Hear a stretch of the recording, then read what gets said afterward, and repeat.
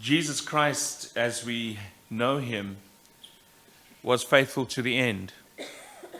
And it's one of those passages that we're going to be considering today, an aspect of his life that hopefully will help you, especially as you face discouragement daily. I'd like to welcome Willem and Alison Young this morning.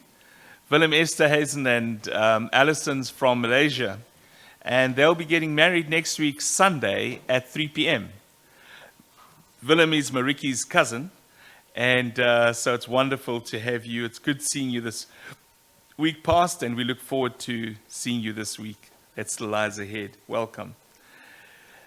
I'd like to this morning just refer, can I just get my water closer?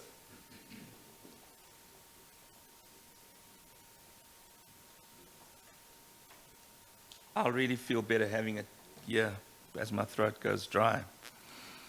The topic of this morning's lesson is faithful to the end. I don't need to tell you that times are tough and that encouragement is often appreciated and appreciated every single day. We start to find ourselves swimming upstream in a downstream world. And when we have moments like yesterday and moments like today, it's absolutely wonderful to be together. If I ask you a question, what does Alexander Graham Bell remind you? You would say to me that he was a scientist and an engineer. He accomplished a lot of other things, but if you also ask me, do you remember who Alexander Graham Bell was? And you will say, yes, I do. In fact, he was the guy that invented the telephone. Thomas Edison, you might also remember as being the guy that invented the light bulb. Henry Ford, you'd remember as the guy that put motor cars on the map. And in fact, he said his greatest dream is to put a Ford into the hands of every single family. But he did some things more. He was the first one to be able to think of the concept of shortening the production time and got the assembly line going. He was also the guy that says you can have the Ford in any color, providing it's black. And so we remember these people very fondly. George Washington Carver, we remember him for peanuts and crop rotation. The Wright brothers we can thank for their persistence and their resilience, and that's why today we can fly a plane and go wherever we want to be. We think fondly of Mr. Mandela that made a peaceful transition possible. And we can remember so many people that have done good in this world. What about Jesus Christ? What do you remember him most? What comes to mind first in your mind about Jesus Christ, especially as it refers to your and my life? And you might say to yourself, yes, I remember Jesus on the Sea of Galilee when he was calming the storm. And he calmed the storm in my life. I remember Jesus fondly because the lesson of him walking on water is greatly significant for me, because in the unsure areas of my life, I walk on water by faith. Some people might remember, yes, I remember Jesus Christ for his firmness. He cleansed the temple, and how he confronted the Pharisees was just marvelous to see. And maybe you last week would have had a lot of contemplation because of Jesus Christ's crucifixion, his death, burial, and resurrection. Many of the people that we also remember by the death. We think of people like Abraham Lincoln that was shot, John F. Kennedy, who was also executed, Dr. Martin Luther King. I stood in front of the museum where he was shot a few months ago and watched and just tried to picture what kind of person would have done what they did. You see, their deaths are part of their story, but their deaths are not the central to their story. And Jesus Christ, if we speak about Jesus Christ, his death is central to that story. In the Gospel of Mark, if you can hold your Bibles there, because we're going to be dealing with a few aspects inside of the Gospel of Mark, you start to pick up that Mark's Gospel is so centered on the cross that he calls Jesus' death almost an extension, an extended introductory. He speaks of Jesus Christ's death extensively, more than the other accounts of Jesus Christ. But we must be warned that sometimes we hear the story so often that we often would minimize the story and say, well, I know this and I know that. But yet every aspect of Jesus is so significant. Mark doesn't tell us about the cross in the same way that Matthew does. And Mark doesn't tell us about the cross the same reason that the Apostle Paul does, who goes into great detail explaining theologically the meaning of the death of Christ on the cross. When we tend to talk about the cross, we always would refer to his death, burial, and resurrection.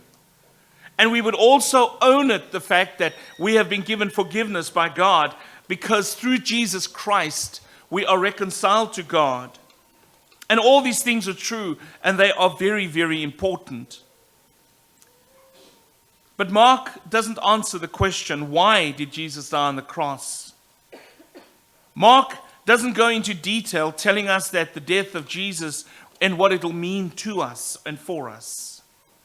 In Mark chapter 14, verse 24, he says, now there was some glimpses, in Mark 14, he says, then Jesus instituted the Lord's Supper, and he said, this is the blood of the covenant, which is poured out for many.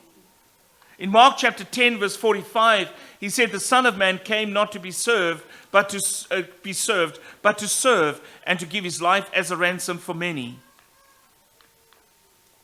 Mark wants us to appreciate something deeper than just a selfish owning of what he can do for us. He wants us to go in far deeper than the story of just saying, oh wow, I'm so grateful.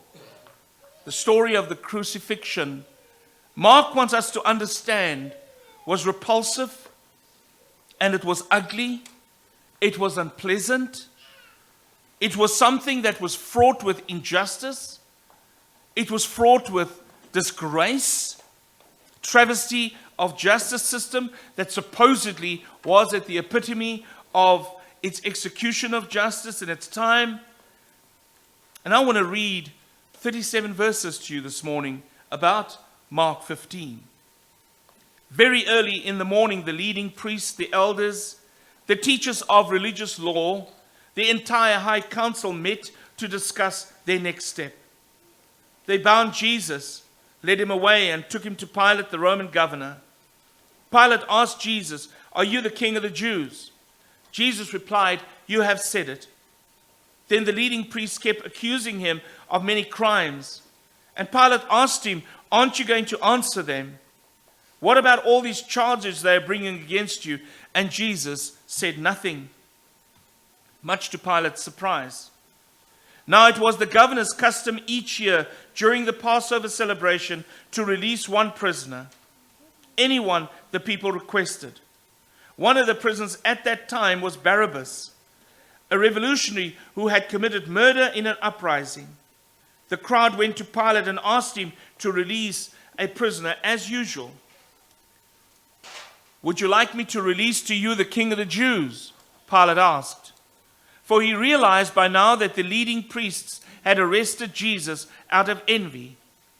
But at this point, the leading priests stirred up the crowd to demand the release of Barabbas instead of Jesus. Pilate answered him, then what should I do with this man you call the king of the Jews?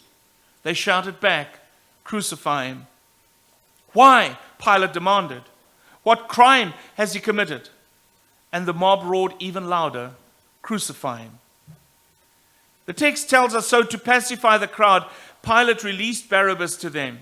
He ordered Jesus flogged with a lead-tipped whip, then turned him over to the Roman soldiers to be crucified. The soldiers took Jesus into the courtyard of the governor's headquarters, called the Praetorium. and called out the entire regiment. They dressed him in a purple robe, and they wove thorn branches into a crown and put it on his head. Then they saluted him and taunted, "Hail, King of the Jews!" They struck him on his head with a reed stick, spit on him, and dropped to their knees in mock worship. When they'd finally tired of mocking him, they took off the purple robe and put his own clothes on him again. Then they led him away to be crucified. A passerby named Simon, who was from Cyrene, was coming in from the countryside just then, and the soldiers forced him to carry Jesus' cross. Simon was the father of Alexander and Rufus. And they brought Jesus to a place called Golgotha, which means place of the skull. They offered him wine drugged with myrrh, but he refused it. Then the soldiers nailed him to the cross. They divided his clothes and threw dice to decide who would get each piece. It was 9 o'clock in the morning when they crucified him. A sign announced the charge against him, and it read, "The King of the Jews." 2 revolutionaries were crucified with him, one on his right and one on his left. The people passed by shouting abuse, shaking their heads in mockery. "Ha, look at you now," they held at him. "You said you were going to destroy the temple and rebuild it in 3 days. Well then, save yourself and come down from the cross." The leading priests, the teachers of religious law, also mocked Jesus. "He saved others," they scoffed, "but he can't save himself. Let this Messiah, this King of Israel, come down from the cross so we can see it and believe him." Even the men who were crucified with Jesus ridiculed him. At noon, darkness fell across the whole land until 3 o'clock. Then at 3 o'clock, Jesus called out in a loud voice, "Eloi, Eloi, lama sabachthani," which means, my God, why have you abandoned me?" Some of the bystanders misunderstood and thought he was calling to a prophet Elijah. One of them ran and filled a sponge with sour wine, holding it to him on a reed stick. So he drank. "Wait," he said. "Let's see whether Elijah comes to take him down." Then Jesus uttered another loud cry and breathed his last. What Mark wants us to see is not only the sanitized version of the crucifixion. He wants us to see the leading up to that event, the hatred of religious leaders, the threatening of their religious position and influence over the people. He wants us to see how this all comes to a head. He wants us to see just the capability, hatred, and vitriol with which humanity can treat the Redeemer. First, in Mark's Gospel, the crowds are opposed to Jesus. They shouted at him. You see, one would have imagined that after they just sung his praises, they would be the ones to try to prevent him from being arrested and crucified. No.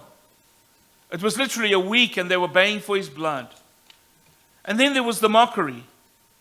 Not only was Jesus deserted by everyone, but his enemies continued to taunt him and to ridicule him and mock him. Well, he's mocked even by his Jewish enemies after his first trial before the Sanhedrin. In chapter 14, I want you to see the disgraceful treatment of Jesus. In verse 65 says, "Some of them began to spit on Jesus. They blindfolded him and hit him. 'Guess who hit you?' they said. And the guards took him and slapped him." I want you to imagine just how disgusting that must have been. Not only just that it is the Redeemer and the far cry and the distance you've got to go in your character and personality to be able to descend into that kind of disgusting behavior. When we think about even treating a human that way, but he was the Redeemer. The mocking didn't stop. The Roman soldiers, after his trial before Pilate, in chapter 15, verse 17 to 19, they dressed him in a purple robe and they wove thorn branches into a crown and put it on his head, and they saluted him, "Hail, King of the Jews!" They struck him on the head with a reed stick, spat on him, drop to the knees in mock worship. Jesus is mocked while he's dying on the cross. I often wonder just how that was possible. The Milgram experiment many years ago, and that is probably one of the most definitive experiments in psychology, was to test how humanity would move from normality to abnormal violence. It is something that you just become confused about. Man's inhumanity to man just knows no limit. You see, even in Mark chapter 15, verse 29 to 32, as they passed by, they shouted abuse at Jesus. Ha, look at you now. You said you're going to destroy the temple and rebuild it in 3 days. The leading priests and teachers of religious law, they mocked Jesus as well. From every single side, he was mocked. He was brutalized by an illegal trial. It should never have happened. They could not find fault with him. You see, brethren, here you find also a weak, disgusting coward like Mr. Pilate, Pontius Pilate, did not have the courage as the governor of that place to say, I'm very sorry. What you are doing is wrong. But he was more nervous about keeping the peace, and that he finally gave in and said, well, we must then go ahead and give you what you want. He was crucified. He was handed over to scourging, nailing in his hands, and it didn't stop there. Suffice it to say, as I said before, it wasn't a quick, neat, and sanitized affair. It was inhumane, and they did not end his life quickly. They took a long time to kill him.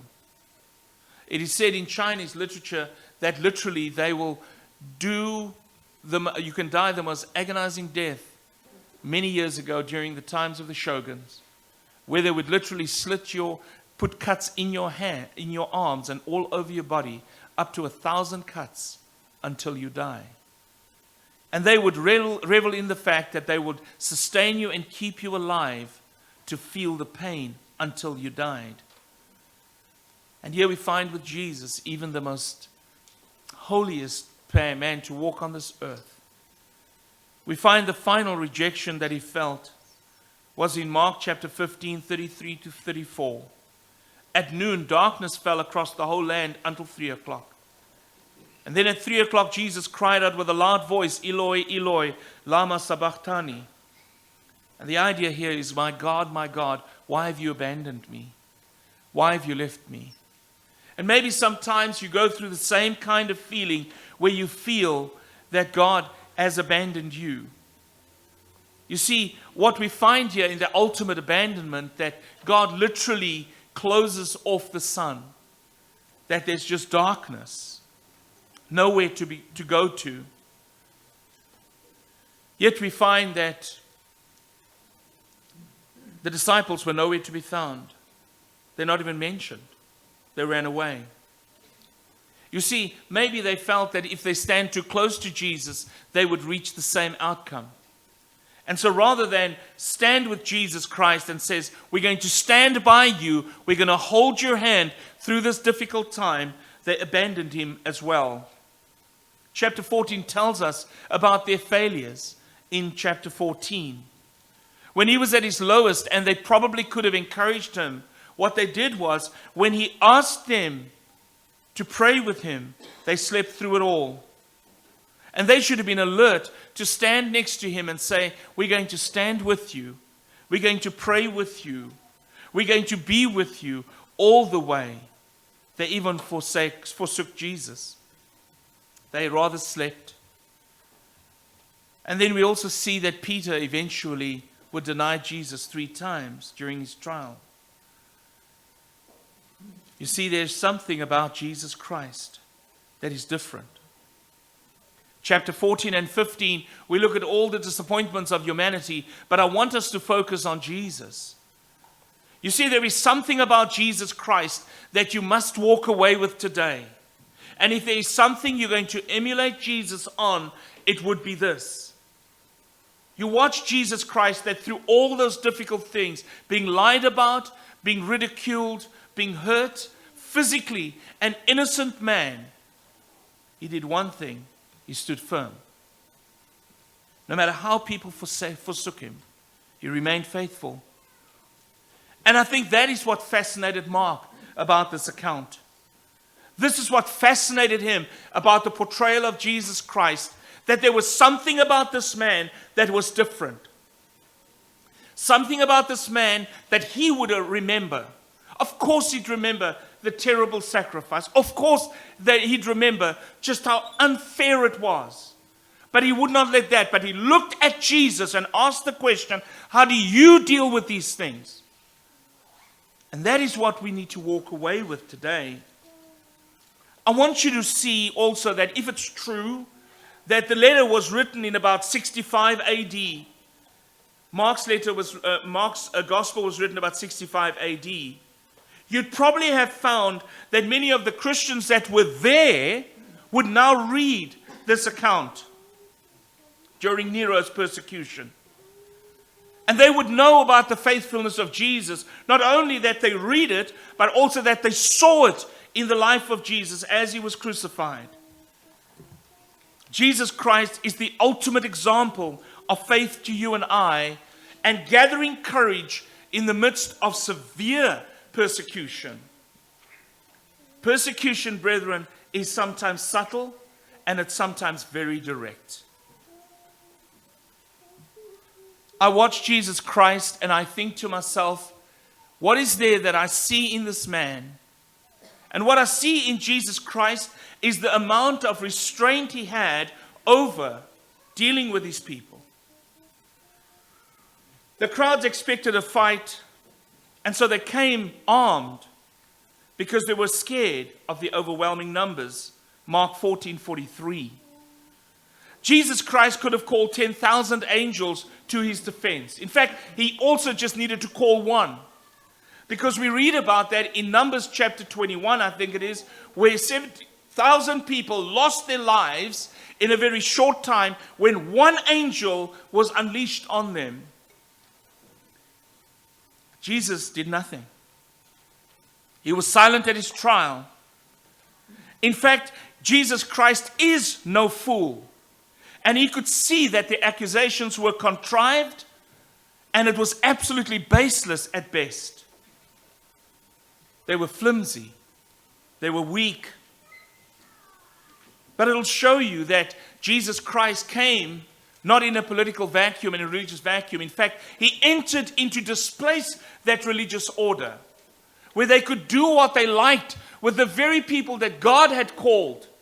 And Jesus said it was not going to happen. Not going to happen as long as I'm alive. And he also understood that the way to bring that change was that he had to leave his life behind. But leave people behind that because of how he stood firm, they would be absolutely changed irreversibly to do exactly the same. Mark chapter 15 verse 3 through 5. The leading priest kept accusing him of many crimes. And Pilate asked him, aren't you going to answer them? What about all these charges they are bringing against you? And Jesus said nothing, much to Pilate's surprise. It is a truism that if anybody accuses you, the first thing you want to say, but it's not true. It's not true. It is natural to want to jump to your own defense, to defend your character. But Jesus Christ never did that. And that is why Pilate was surprised. It is counterintuitive in the face of injustice to remain quiet. But Jesus did. They called him a false prophet. Jesus was silent about the mockings. While the Roman soldiers mocked him as a false king, Jesus stood and watched them. I wonder what went through his mind. Knowing who Jesus is, and the little I know and what I can assume is that he must have felt very sad. And he might have looked down on them with such love and say, you've got it all wrong. You've got it all wrong. Jesus' silence is not complete. He also spoke when he needed to speak. When he was asked about his identity, he said, yes, I am the Messiah in Mark 14. I am the Christ. And that is why they went all the way with him and accused him of being a blasphemer. In Mark 15, Jesus was asked again about his identity, identifying himself as the King of the Jews. And here again, that would have given the reason to send him to trial and condemn him as a rebel from Pilate's side. That admission is all that they really had. Funny enough, they didn't believe what he did. Why didn't they then condemn him and say, look, this man is mad? But they knew that Jesus Christ is who he is. And that is why his truth claim became his condemning ticket. Mark's readers need to hear this. They needed to hear more about the courage of Jesus Christ, even in the face of lies. I spoke to a friend of mine this week and was going through some things. And one of the comments he made to me, he says, Dereck, what I'm going through at the moment, I've never realized the value of suffering. I've never realized the value of sacrifice in the face of injustice. Those early Christians needed to see how their Redeemer dealt with these things. You see, Jesus was very different to the religious elite. They would put burdens on the hearts and the minds of people, but they themselves would not do it. And Jesus was completely different. He says, if you want to watch how I trust God in my totality, let me live this life. Let me live this sacrifice so that you can see that I am absolutely intractable in my focus on God. You see, Jesus Christ did for us that no man would do. A man would have run away as a coward. The minute the pressure's on, he makes like Donald and Duck and blames everybody else like a typical narcissist. He will specifically start unleashing stochastic lies to incense people to violence and then make hay while the sun shines. That is exactly the kind of leadership and cowardice we see in this country and in the world. It's called stochastic terrorism. The Apostle Peter wrote his first epistle at the beginning of his persecution. And it's interesting that Peter and Mark were very close to one another. And Mark was Peter's son in the faith, and he served also as his amanuensis in 1 Peter. Why is this connection so important? Why is it important that we should see that the close relationship they had in the faith would come out and bleed and leak into their writing? 1 Peter chapter 2, verse 20 to 23. To what credit is it if, when you sin and are beaten for it, you endure? But if when you do good and suffer for it, you endure, this is a gracious thing in the sight of God. For to this you have been called, because Christ also suffered for you, leaving you an example so that you might follow in his steps. He committed no sin, neither was deceit found in his mouth. And while he was reviled, he did not revile in return. And when he suffered, he did not threaten, but continued to entrust himself to him who judges justly.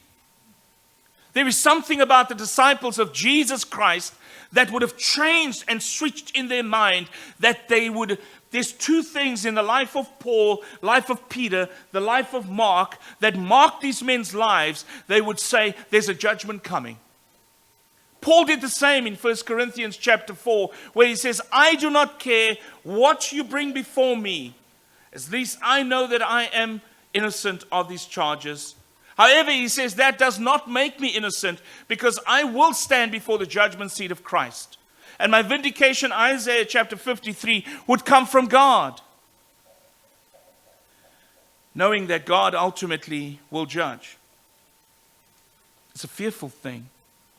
When someone who is suffering the lies and the vitriol that comes up against them and they remain quiet, it's a moment to reflect and ask the question, why? Do you know something that we don't? And maybe in their silence they are saying, I just pray to God that your eyes will open. You see, that's what a Christian does. Mark wants his people to know and to read that their Savior was not a coward, but in fact that he went all the way. That he, in difficult circumstances, never blinked in the sight of opposition. There are some of us today that choose between loyalty of God and for family, where we find people's families are placing pressure on them because of their faith. Many of people are giving ultimatums, my faith or yours. And if you want to be part of this family, you better come, otherwise you go.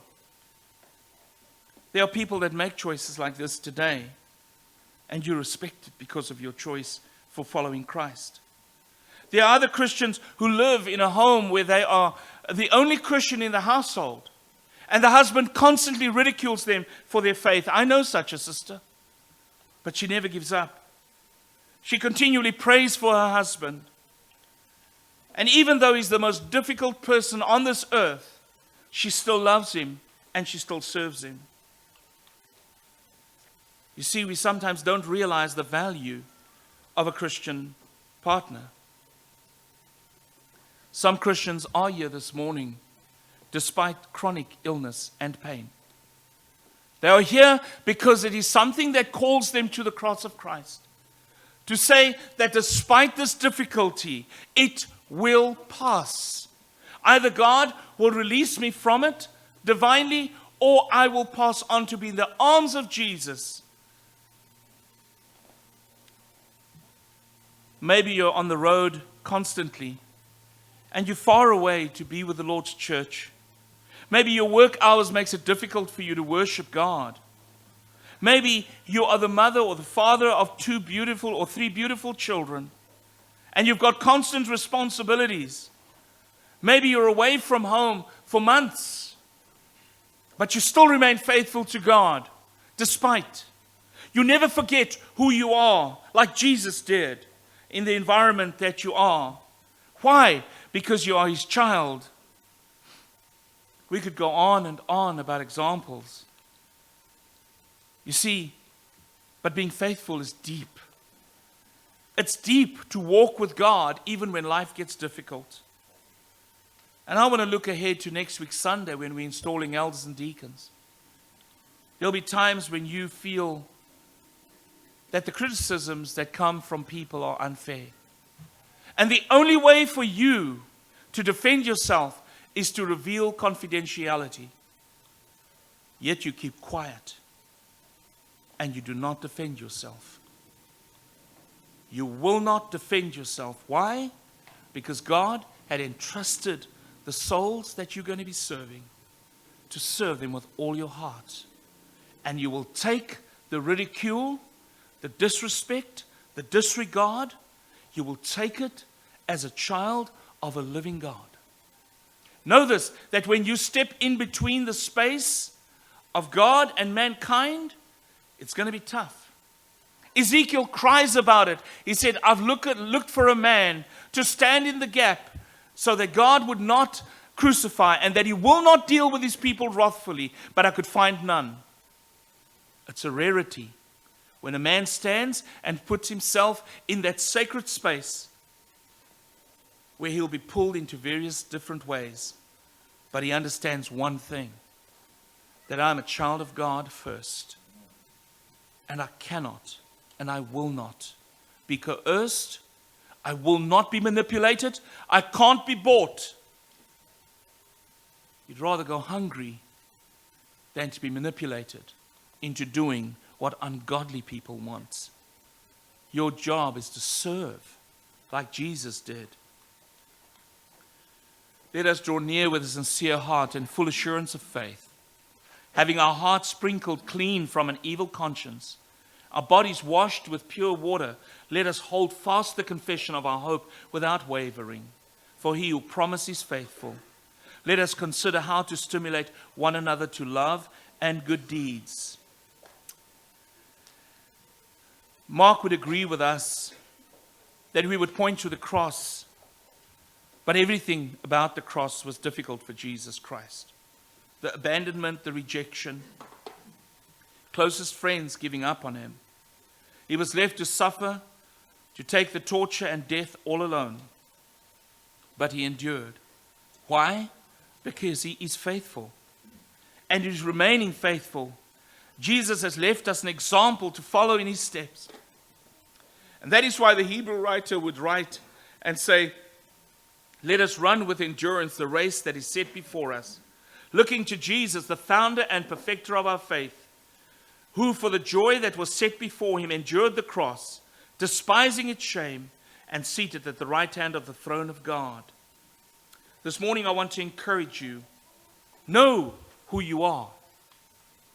That when people say to you, why can't you do that? I'm sorry, I can't, because I'm a Christian. I remember many years ago I was a Christian, and I became a Christian. I was a very young man. And one guy that came to me and he said, I'd like you to testify to the following. I said, I can't do it.